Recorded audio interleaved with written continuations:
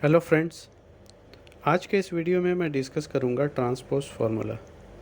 Data transpose करने के दो तरीके होते हैं, static and dynamic way. Static transpose के ऊपर मैंने एक अलग से वीडियो बना रखी है। जिन्होंने मेरी स्टैटिक ट्रांसपोज़ की वीडियो नहीं देखी है, मैं रेकमेंड करूंगा कि आप उस वीडियो को एक बार ज़रूर देखें, जिससे आप समझ पाएँ कि स्टैटिक ट्रांसपोज़ कैसे काम करता है। स्टैटिक ट्रांसपोज़ में अगर ओरिजिनल टेबल अरे के डाटा में कुछ मॉडिफिकेशन होती है तो ट्रांसपोज किए हुए डाटा में कोई भी चेंजेस नहीं होता है।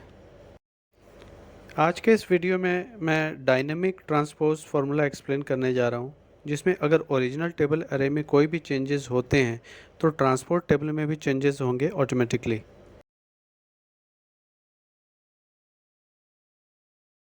डायनेमिक अप्रोच को मैं दो तरीके से बताऊंगा, तो चलिए शुरू करते हैं वीडियो को। ये मैंने एक सैम्पल शीट तैयार की हुई है जिसमें एम्प्लॉयज़ के नेम और एम्प्लॉयज़ आईडी दी हुई है, और ये मैंने स्टैटिक वे से इसे ट्रांसपोज किया हुआ है। अब अगर मैं ओरिजिनल टेबल डाटा में कुछ भी मॉडिफाई करता हूँ तो ट्रांसपोज की हुई डाटा में कोई भी चेंजेस नहीं हो रहे हैं। ये स्टैटिक वे का बहुत बड़ा डिमेरिट है। इस चीज़ को ओवरकम करने के लिए हम अपने डाटा को ट्रांसपोज करेंगे डायनेमिक वे से और इसका कमाल देखेंगे। सबसे पहले हमें सेल्स सेलेक्ट करने हैं, बट हमें ये पता नहीं कि हमें कितनी सेल्स सेलेक्ट करनी है। हम इसे काउंट करके कर सकते हैं, लेकिन ये बहुत ही टाइम टेकिंग प्रोसेस होगा। सो आप कुछ सेल्स सेलेक्ट कर लें और फंक्शन बार पे जाकर इक्वल टू ट्रांसपोज करेंगे और उसके ऊपर डबल क्लिक करेंगे। फिर टेबल अरे सेलेक्ट करें और अभी एंटर बिल्कुल भी प्रेस ना करें।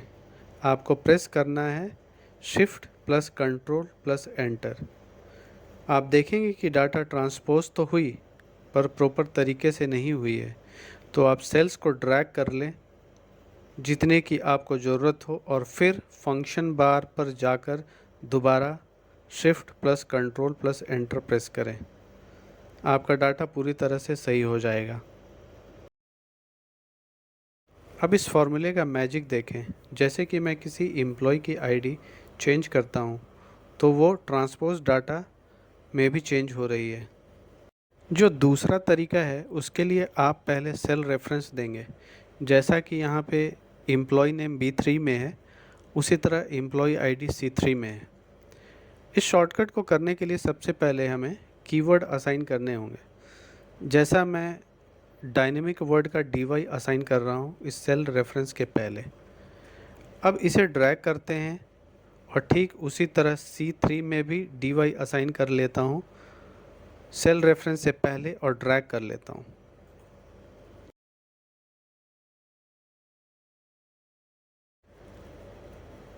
अब आप पूरी टेबल को सेलेक्ट करके कंट्रोल प्लस F करके रिप्लेस ऑप्शन चूज़ कर लें और फाइंड वर्ड में अपनी असाइन की हुई वर्ड dy टाइप कर दें और रिप्लेस विथ कॉलम में इक्वल टू डाल दें और रिप्लेस ऑल प्लेस कर दें। आप देखेंगे कि हमारा डाटा पूरी तरह से ट्रांसपोज हो गया है।